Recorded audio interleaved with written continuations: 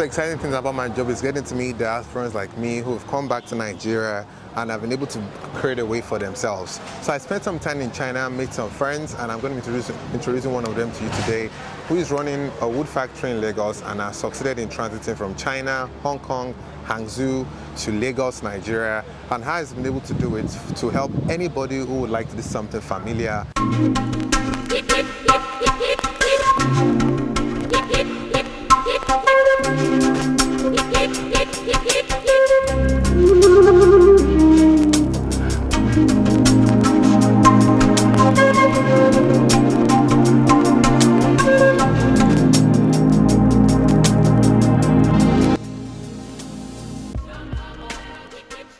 So I have no one else here but Damy, the CEO of this amazing factory, and we're going to be learning about his business as well as how he did it. So Damy, say what's up to... Hello, it's nice to be doing this with my good friend here. We spent time in Hong Kong together, and yeah, let's get to it, and you see the factory, and we talk about how it works. Yep. So we'll catch up on the whole times. So first things first is, what was your story? A brief summary of your story. Not from childhood, obviously, but let's say from China to this particular spot where we are right now. In China, I was actually working in manufacturing, right? So I was always inspired by making things and stuff. So when the opportunity came, to set up in Nigeria, it was actually inspired by my friend in Canada who wanted to do a similar thing in Benin. So I was like, oh, fantastic, then let's do it. And so he said he would settle in Benin, and said I'll try to find a place in Lagos. So Benin State, not the country, there's a state called Benin, Nigeria. Sorry, Jesus Christ. Yeah. Edo State. Yeah. Edo State. And so yeah, with the experience I had in China working in factories and stuff, so I had to try to put that into application, see how setting it up here is possible, because I've been part of setting up in China actually. Oh, okay. The company I worked with was actually expanding, and so they set up factories in different locations in China, and they relocated some factories to other locations because of cost of labor to reduce. But with Nigeria, there's always opportunity, because with Nigeria it's like everything is developing. And there's a huge population, there's a huge potential in people. Yeah. And so when you look at it, why not? Let's develop our own people, let's develop our own land, and see how we can grow our own place. We are the only ones who can make our place better. Fair enough. So one thing I tell people is that yes, Nigeria has multiple issues, but as a market, forget about Boko Haram or your personal feelings about it. As a market, it's one of the most, if not the most important market in this part of this world. A lot of people, a lot of purchasing power. Nowhere else in this continent do you get as much opportunities for business as you get in Nigeria, because there's just room for tremendous opportunities, growth, and so many things to do. So second question will be, yes, you saw the opportunities, but you could have chosen to stay in China. To remain, of course, yes. And pursue the opportunities. Some will argue, make more money. Yeah. Because if Nigeria has population and China has a billion, of course, a billion people, so times 5 of our population. So why Nigeria why Nigeria at that point in your life? I mean, China has big potentials. With technology, everything's advancing, right? Technology, next level. Everything's advancing. And China is always at the forefront of a lot of things. However, what you really got to understand is the Nigerian market actually. The most important continent in the world is African continent. So Nigeria holds a very, very big market. It also holds a very big population. And in the end, what you see going on here is some of the foundations of manufacturing is pretty much labor, cheap labor. Cheap labor. Okay. Yeah. One of the reasons you've had the tug of war between Trump and China the entire time was claiming they reduced their exchange rate because of cheap labor, so they can sell the things to America for a good value. So they're more competitive. Exactly, yes. But you look at the same thing, it's the same thing in Nigeria, right? So we could have that potential here, right? And so, yes, you would make good money in China, you make good living. But with Nigeria, the potential and the no limitations. Exactly, there's no limit to it. Your growth is so huge. Yeah. Okay, and then there are lots of developing things here that you could actually put into practice. And some of the raw materials for certain kinds of manufacturing actually originate from this part of the world. Well, fair enough. So you have access to people who have potential, which is labor. You also have access to the materials. And then, but what you don't have access to is that we don't have the technology. right? And it's a gradual process. Eventually, our people will get used to it, and we'll start. Certain things we're already fabricating in Nigeria. Certain machinery we might just fabricate here in Lagos. We might not need to import anymore. And that will save. And that continues to save volatility. Costs. Exactly. That reduces volatility in exchange rate and things like that. So when you look at it, it's like, okay, yes, sure, let's give it a shot in Nigeria, and let's try and move our country forward. That's amazing. Okay, so what I want to know now is how many of this have you opened in Nigeria so far? To be precise, I've opened wood factories. I've opened 2. 2. Yes. Okay, so I've opened a plastic factory. Oh, okay. And I've opened a huge bakery. Bread and biscuits. Biscuit. Oh, that's amazing. Yeah. Okay, so what is the difference between opening a factory here and let's say China? Yeah, it's pretty much the similarity. There's a lot of similarities. The big difference with opening in China and opening in Nigeria is pretty much, I would say, we are not as sophisticated.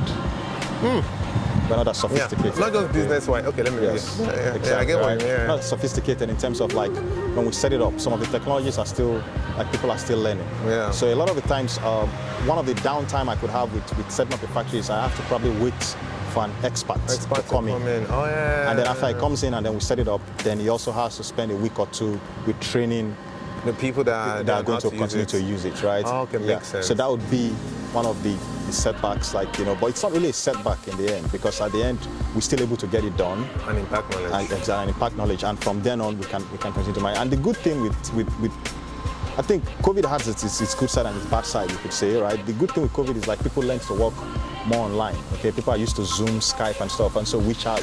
In China they use WeChat a lot, so we use WeChat videos to talk to engineers and try to get across and see, okay, this is the difficulty we're having.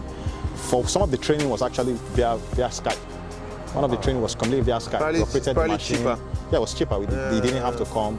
The only difficulty was the time difference. There's an 8-hour time difference with Nigeria and China. So it's like he's getting off work and we're just starting the day here. Yeah. And so we had to find a way to accommodate that. Probably start very early because of his own time and things like that. But it was smooth. Oh, that's amazing. So, but aside from generally, what are some of the challenges of running a business in Nigeria? Yeah, I'd say we are pretty fortunate. Actually, most places I set up we are fortunate. Like for instance, we rely on heavily on NEPA actually, PHCN or Ikorodu the exception to the because we are sitting on something referred to as the industrial line, which means we get light for dedicatedly. Exactly, we get light for the line runs for 22 hours. There's a transmission line for 22 hours. So if most industries are usually, it's advisable to stay on that line.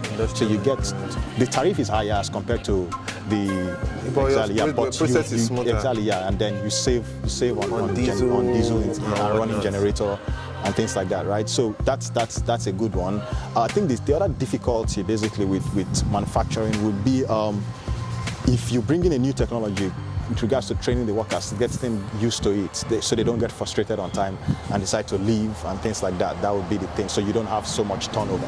But besides that, things are pretty smooth. Going smooth. Yeah, things are. The other difficulty would be if you rely on imported materials to do your work. Because of the exchange, the volatility in exchange rates. I can imagine. So let's have a look at your factory and put us to a layman's walkthrough of how a wood factory operates, so it's a bit noisy inside, but we'll try our very best to get it out to communicate for you. So we're inside. All right. Yeah, and so great. So we can start off here. Okay. Yeah. So typically this is a panel saw. Okay. Basically, all it does is it just cuts wood. Into this? Yes, these or those. So I can put one to the test real quick. Okay. So where's the raw? Okay, just cut wood. Just to cut the wood. Yeah, you could cut any kind of wood, boards, anything. Okay. So it comes with a blade, basically, and then.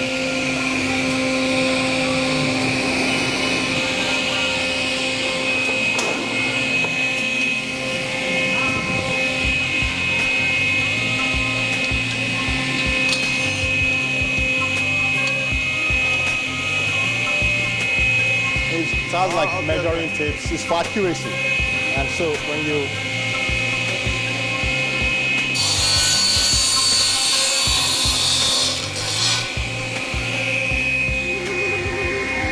pretty much, like I said, use it for cutting hardwood, MDF, HDF, fiber boards, then which we use in turn for making furniture items, different kinds of furniture items, chairs, cabinets, kitchen cabinets, wardrobes, beds, and then next is here we have this is a taping machine basically. It's an edge banding machine. What is a taping machine? Yeah. So basically, what it does is on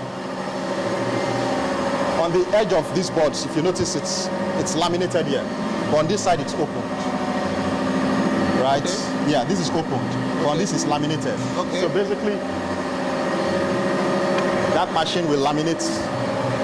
Okay, so this machine makes laminates, yes. Okay, this is called a laminate. Yes, it's just a laminate. Okay. So it tapes it with a laminate. Okay. It's a PVC laminate, basically. Okay. So that's what this machine does. Okay.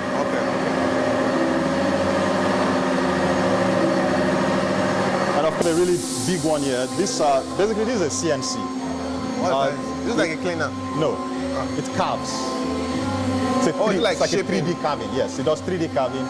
It cuts. It can cut this kind of boards too, but you just need to specify it. It will cut the board. It can cut wood, but at the moment we are carving a plate, on it. So it's currently working. It's producing something right now. Yeah, it's producing something right now. And how long will it typically take to produce a 3D item? Well, like the item on the wall over there. So, so we make platters, things like this for restaurants. Oh yeah. We make platters like this for restaurants. This is a pizza platter. It's also for a restaurant. Pizza, So how long will it take to get it from raw to this? From this? Yeah, from this to this. To this, for instance. It should take us at most 15 minutes. 15 minutes. Oh, okay, that's good. That's just 15 minutes.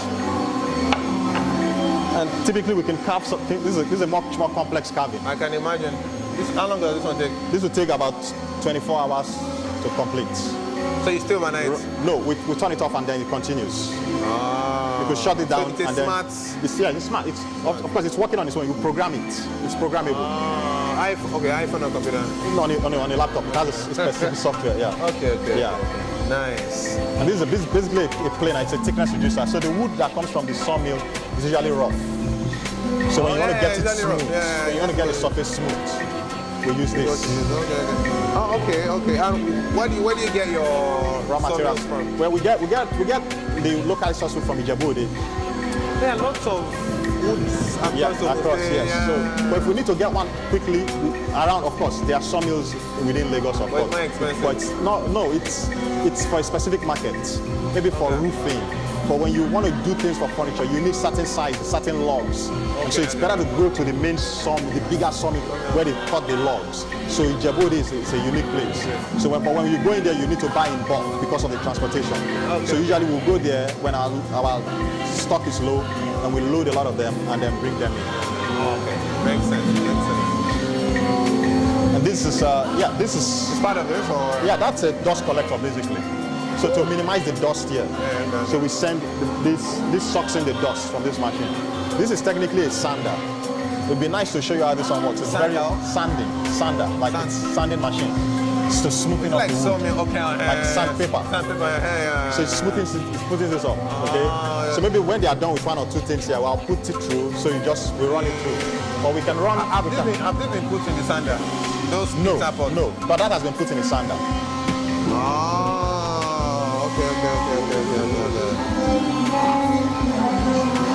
This has been put in a sander. So when you touch the surface, it's very smooth. Through the sanding machine. So it's basically cuts, laminates, 3D image, smoothing. Yes. And what did these guys do? That's their work table. They are making a door. They're making a door at the moment. Right. They're making a door. They're working on the door. They're working on the main entrance door. And do you make bulletproof doors as well? Yes, we do. Basically, we line the inside with a sheet of metal, with sheet metal. So bulletproof is basically metal. Well, technically, it's that's what it is. But yeah. I just learned that today. You can cut. You can record them. You can record them. So how many employees do you have in total? I have 5. 5. 3 of them are here, right? Yeah, 2 on site. So what sites? They went for installation work. Oh, okay. They went for installation work. So they should be back by Friday. By Friday. Yeah. Where is this? In Lagos? Or? No, they went to Ibadan for installation work. Makes sense. So they will go with everything basically. Yeah, they went with everything, the tools they need, the doors they're installing, everything, they moved there with it. So they should be, by tomorrow they should have been like 80% complete. 80%. And then by Friday they should be back, they should have resumed back in the factory, yes. Okay. So this is the closest I've ever been to a proper wood factory, and I've learned so many things. It's very scary, especially with the blades I saw, but I'm sure he knows how to, he's probably used to it. So I really can't complain about it. So, all right. So people that live abroad and want to move to Nigeria and are scared, because if you focus on the news media, what the media is saying, it's usually Nigerian economy contracts by 3.2%, and most people are not on ground. They rely on this information that they see online. This is not even Western media now. I'm talking about Nigerian media, Punch, Vanguard. So, how do you advise a diaspora that is in Canada, China, USA, UK, that wants to come back? Australia. Because much as we advise people to come back, living abroad has its comforts. Of course, yes. Right? So, yeah. What is the best way to come back and not be one of those regrets that people say, you could have just stayed there, JJ, and be doing this thing? What would be the tips? I think, I wouldn't say tips generally. I think people are idiosyncratic, basically, like it works for people differently. I wouldn't say you should ignore everything you see on the media. Okay, there's truth to it. Okay, we've seen things get really difficult in Nigeria, but at the same time, we've also seen things spring up. Okay, in the last few years, a lot of factories have sprung up in Nigeria. We make tiles in Nigeria now. Lots of companies are springing out. Like things are getting bigger. Fintech is. Someone said it could sell $200 million in Nigeria. Yes. Fintech is getting bigger. Like a lot of things are getting bigger and bigger. So, what I'd say is you need to like sort of like filter out the information. Do not overwhelm yourself with too much. Okay. But you also need to do your own personal homework. It depends on what you want to come and invest in Nigeria, but whatever you want to invest your time in. Okay, so you have to do your homework properly. Don't get too carried away about the excitement. It could be very exciting. You could see a business prospect. Yeah. There could be a lot of potential in it. It could get exciting, but you also need to do your homework. You need to be aware. Okay, there are lots of issues. You hear about insecurity, you hear about these things, right? So you also need to be aware. But there are also the positive sides to Nigeria, which is there's a market. Which is the most important? There is a market. Most important thing. If whatever you're doing that has a potential, there is a market in Nigeria. Be it fintech, be it online business, be any kind of business you're doing. If it's manufacturing, if it's trading, there is a market. There are people who are going to subscribe to what you're doing. And if you can do your homework properly, trust me, you have no problem. If you're a Nigerian, you have no problem. If you live in Nigeria, so do your homework. You have no problem. Do your homework and don't get caught in the excitement. Simple. And lastly, what do you miss mostly about China? Because yes, you're Nigerian, but I'm sure there are certain things you miss about absolutely, yes. living abroad. The food. What's your favorite? The food, and secondly, the fact that when I lived in Hong Kong, I never had to lock my doors. That's the only thing. Yeah, you don't have to worry. I never had to worry about anything. That sense of peace, knowing that 11 p.m. you can always leave anytime you want. Those are the two things I missed. Okay, maybe the ease in transportation. Besides that, Oh yeah, I think in the world, I think Hong Kong is definitely ranked top 3 when it comes to the ease in transportation, moving around easily. So with Lagos, it's the traffic. You have to time it. For instance, we go to Mushin for some supplies. We don't go during the working hours, like during the peak hours when people are going to work. So we wait till like 11, 12. We rush to Mushin. We leave Mushin before 2 o'clock and come back to our factory intentionally. So things like that, right? But food is great in Nigeria too, without a doubt. I know what you mean. But I miss the food, yes, I miss the food. But pretty much, that's it. Yeah, food in Hong Kong is the shit. Yeah. Like, I missed that as well, so I can relate. All right, so that's it for today. I've met with Damy. I'm going to put his number down. I'm on his complaint as well, in case you're interested and you want to do business with him. But if you want to know how he did it as well, maybe you're in China and you're also having the same thought process as well, we will give you a safe way of relocating back, or maybe a gradual relocating back without burning yourself in Nigeria. So catch you guys later.